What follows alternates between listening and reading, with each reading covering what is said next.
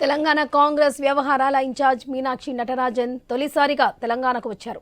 సాదాసీదాగా రైల్లో ఢిల్లీ నుంచి కాచిగూడ రైల్వే స్టేషన్కు చేరుకున్న మీనాక్షి నటరాజన్కు టీపీసీసీ అధ్యక్షుడు మహేష్ కుమార్ గౌడ్ కండువా కప్పి స్వాగతం పలికారు.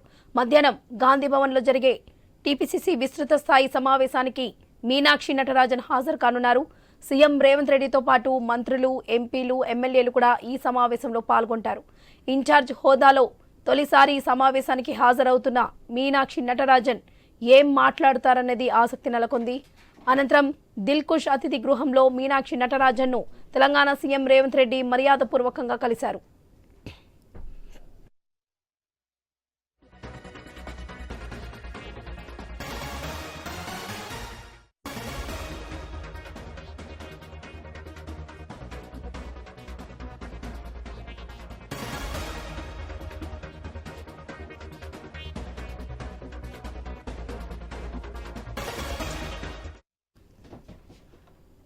అయితే మీనాక్షి నటరాజన్ సింప్లిసిటీనే ఇప్పుడు అందరినీ ఆశ్చర్యపరుస్తుంది.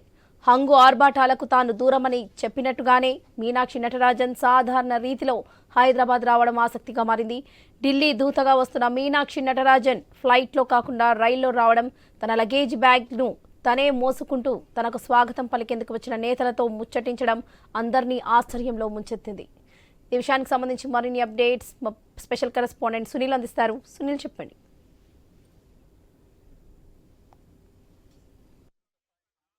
జరగబోతోంది. ఈ సమావేశానికి రాష్ట్ర వ్యవహారాల ఇన్ఛార్జిగా నూతనంగా నియామకమైనటువంటి మీనాక్షి నటరాజన్ ముఖ్య అతిథిగా హాజరు కాబోతున్నారు. ఆమె నియామకం అయిన తర్వాత మొట్టమొదటిసారిగా టీపీసీసీ సమావేశానికి హాజరవుతున్నారు. ఇక ఆమెతో పాటు CM Revanth Reddy, deputy CM, మంత్రులు,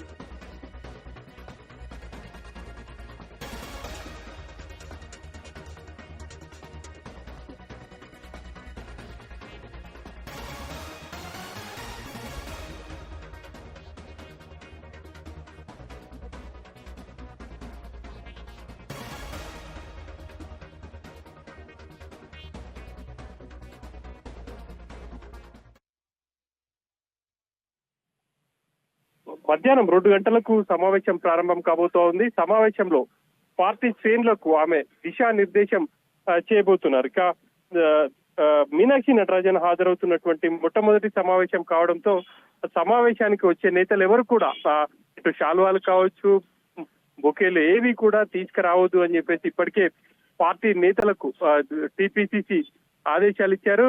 ఇక ఈ ఉదయం ఆమె ఢిల్లీ నుంచి ఇటు హైదరాబాద్ చేరుకున్నారు.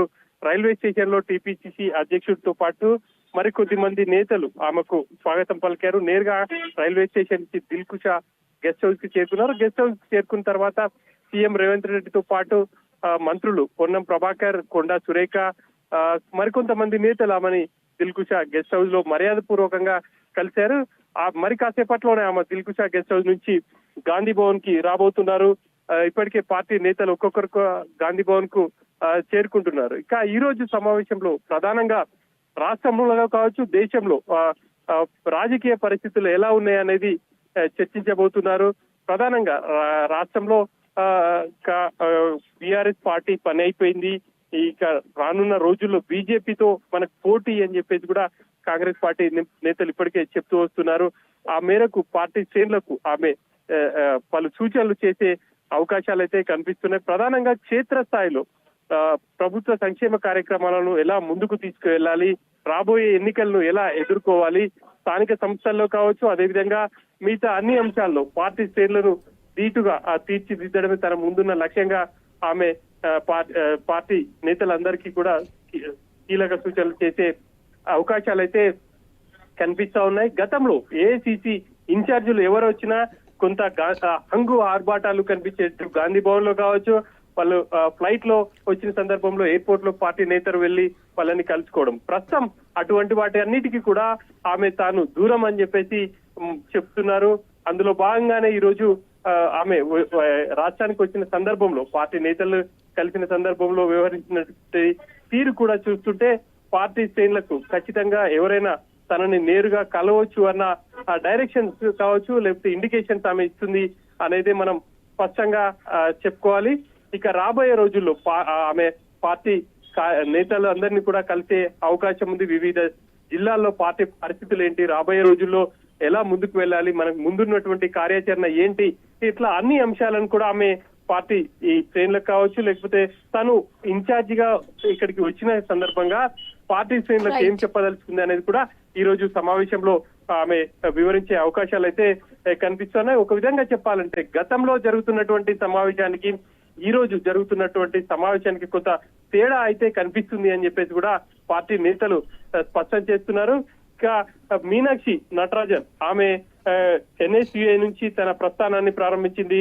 ఆ తర్వాత యూత్ కాంగ్రెస్ యొక్క ఎంపీగా కూడా పనిచేసింది. ప్రస్తుతం ఆమె పార్టీలో జాతీయ కార్యదర్శిగా కూడా ఉన్నారు. ఆమెను ఏరి కోరి రాష్ట్ర వ్యవహారాల ఇన్ఛార్జిగా రాహుల్ నియమించారని చెప్పేసి కూడా తెలుస్తుంది. ఇక మీనాక్షి నటరాజన్ పార్టీ శ్రేణులను ఉరకలెత్తించడమే కాకుండా రాబోయే రోజుల్లో కాంగ్రెస్ పార్టీని ధీటుగా తీర్చిదిద్దగలుగుతుంది అన్న నమ్మకం అయితే పార్టీ శ్రేణులు వ్యక్తం చేస్తున్నాయి.